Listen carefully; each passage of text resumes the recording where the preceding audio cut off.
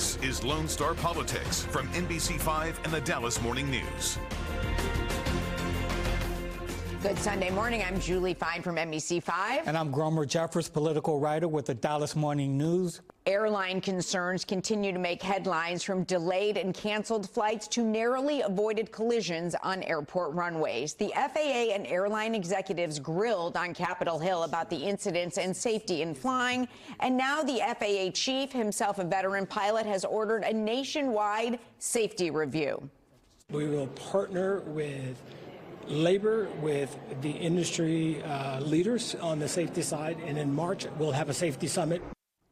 Texas Senator Ted Cruz is the ranking member of the Senate Committee on Commerce, Science, and Transportation. He joins us this morning from American Airlines headquarters. Senator, thanks so much for being here. Julie, great to be with you. You've been very outspoken during the hearings, but let's start with here. What did you learn to your visit to American Airlines?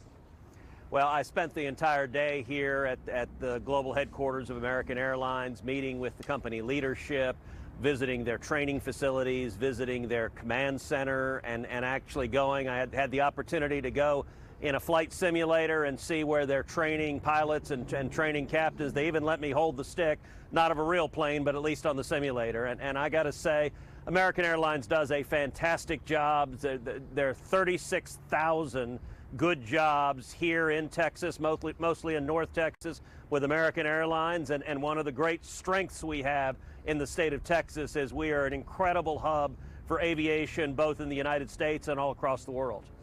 Senator, how are you doing? There was a Southwest meltdown in December, an FAA system outage in January, and in recent weeks, several near runway collisions. Do you think we should be concerned about our safety when flying? Well, I think safety always matters, and I'm certainly concerned about the multiple near collisions that have happened. One happened in Austin, Texas, where a FedEx plane almost landed on top of a Southwest plane that was taking off. We had another instance at JFK Airport that was deeply concerning. We had another instance coming out of Hawaii that was deeply concerning. And the number one obligation of the FAA has to be safety, has to be ensuring the safety of the flying public. I'm very disappointed that we do not have a Senate-confirmed FAA administrator. The Biden administration has not made that a priority. Unfortunately, the person they've nominated has zero experience with aviation safety, and I think the FAA is an agency that needs someone with decades of experience in aviation safety, making sure the flying public is safe. I'm trying to press the administration to follow the long tradition of both Democrats and Republicans of not treating this job as a political patronage job, but instead nominating someone with the professional experience to make sure we're doing everything possible to keep the flying public safe. You know, with a lot of hearings underway in a new Congress, Republicans now control the House, Democrats remain in control of the Senate. But in terms of bipartisanship, what can everybody get done together? Where are areas where you think there can be some compromise?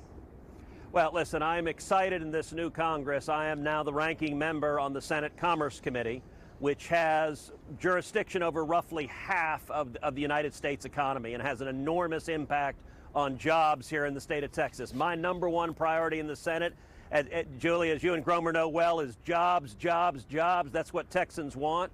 And I think there's a lot of opportunity for bipartisan cooperation.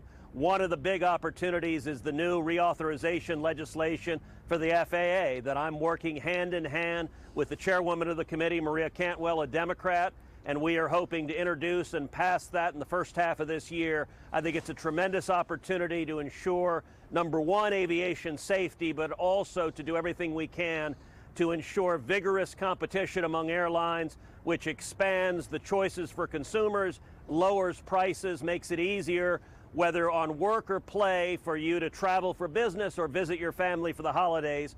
All of those are important to Texans. I think there are a lot of other opportunities for bipartisan cooperation, things like space legislation, which I expect to pass in this coming year, things like reauthorizing the Coast Guard and ensuring we're meeting their needs. I expect that to pass this year. And then one of the big opportunities also is Spectrum Auction Authority. moving significant amounts of spectrum into the private sector, into 5G, into the ability to commercialize it. That is an incredible engine for jobs and economic growth. Senator, let's talk a little politics. You have said that you're running for re-election to the Senate, and your focus on that. Have you ruled out, though, a presidential run in 2024? Well, Gromer, I am running for re-election for Senate in 2024. It is the honor of my life to represent 30 million Texans, and what I'm doing each and every day is going to Washington and fighting for 30 million Texans, fighting for jobs, fighting for freedom, fighting for security. I think a lot of Texans are concerned that the direction this country is going, we're on the wrong path. A lot of Texans are understandably frustrated with out-of-control inflation and out-of-control crime and chaos at our southern border. So every day what I'm doing is going to Washington, fighting to represent the 30 million people of Texas and fighting to bring more jobs back, fighting to stop out-of-control government and spending that is driving that rampant inflation, fighting to bring back U.S. oil and gas production and energy production to lower the price of gas at the gas pump, and fighting to support the men and women in blue and the men and women of our Border Patrol to keep our communities safe and secure the border. I think that's what Texans want, and that's what I'm doing every day. In the few seconds we have left, you know this answer better than anybody. How strong will former President Trump be in the presidential primary next year? Well, listen, I think you're going to see a crowded presidential primary. It's going to be a wild and woolly race. I feel confident it's not going to be boring. But at the end of the day, the voters are going to decide. And what I do feel very confident about is in 2024, I think the voters want to change the path we're on. You look in the state of Texas, Texas is booming because we understand low taxes, low regulations let small businesses grow. It's why people from all over the country move to Texas. And I think we need to move the rest of the country in the direction of the policies that work here in Texas, policies that produce lots of jobs with high wages and lots of opportunities so that all of us can provide for our kids and provide for our future. Senator Ted Cruz, thanks so much for joining us. Thank you, guys. Still ahead, Texas lawmakers in the